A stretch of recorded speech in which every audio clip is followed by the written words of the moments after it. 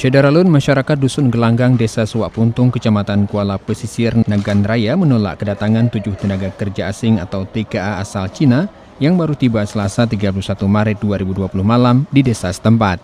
Informasi diperoleh serambinews.com pada Rabu 1 April 2020 menjelaskan warga negara asing asal Cina ini pada Selasa sore tiba di Bandara Sultan Iskandar Muda, SIM Aceh Besar.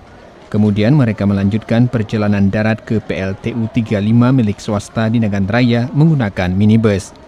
Ketika mereka tiba di pintu PLTU itu langsung dihadang oleh massa dalam jumlah besar untuk mengantisipasi wabah virus corona.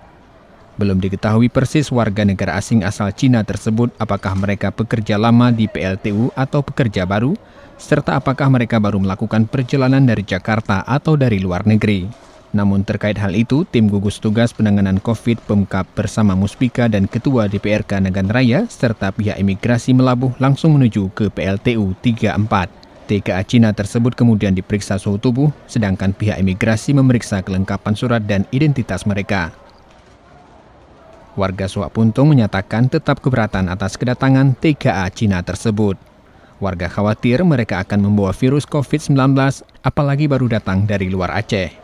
Hingga siang ini belum diketahui apakah para TKA asal Cina ini akan kembali ke Medan, Sumatera Utara atau akan menetap sementara di kabupaten lain karena masih akan dibahas lebih lanjut. Dari Sukamakmur, Rizwan, Serambi On TV.